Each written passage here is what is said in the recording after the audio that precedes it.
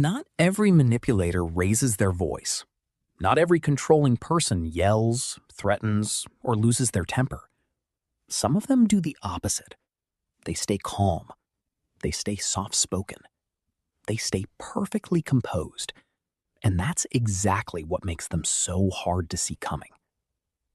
Clinical psychologist Ramani Durvasula, who has spent years studying covert narcissism, describes this type of manipulator as someone who controls through subtlety instead of force, through confusion instead of confrontation. You don't feel attacked. You feel unsure. And that uncertainty is the whole point. The loudest manipulators are easy to spot. The quiet ones are the ones you defend. Here are 5 ways covert manipulators control you without ever raising their voice. Number 1. They use silence instead of anger. A loud manipulator explodes. A quiet one withdraws. They go silent after a disagreement, not to cool down, but to make you responsible for fixing whatever just happened. You end up chasing their approval, replaying the conversation, wondering what you did wrong.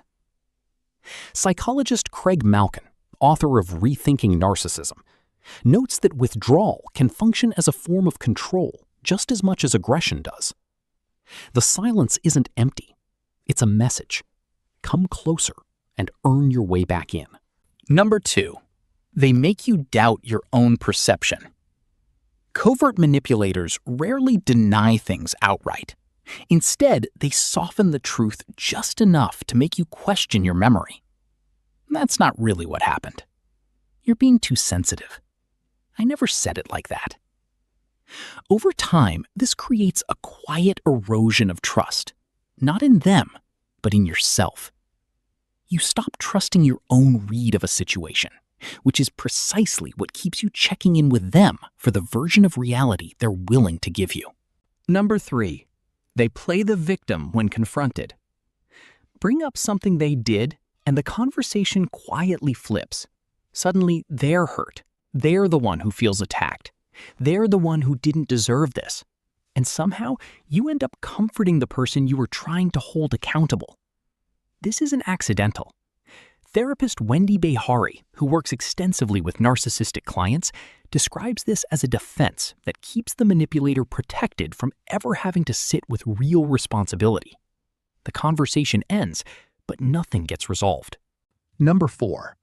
They compliment you in ways that sting. You look so much better since you started taking care of yourself. I'm surprised that actually worked out for you. On the surface, these sound like compliments. Underneath, they carry a quiet reminder of where they think you stand. This kind of comment rarely gets challenged because on paper, it sounds kind. That's exactly why it works. It plants doubt without ever giving you something concrete to push back against. Number 5. They isolate you so slowly you don't notice. It rarely looks like control. It looks like small comments about the people in your life. A little doubt here, a little concern there. I just don't think they have your best interest at heart. One conversation at a time, your circle quietly gets smaller, and they become the most consistent voice left in the room. Trauma researcher Judith Herman has written about how isolation is one of the most reliable precursors to control in any relationship, because a person with fewer outside perspectives has fewer ways to check what's actually happening to them. None of this looks like control while it's happening. It only looks like control once you're already standing outside of it. CTA. Covert manipulation doesn't announce itself. It doesn't yell. It doesn't threaten, and it rarely leaves obvious marks. That's what makes it worth understanding, so you can recognize the pattern before it convinces you it isn't one. If this kind of psychology interests you, subscribe to the channel. The more you understand how quiet control actually works, the harder it becomes for anyone to use it on you.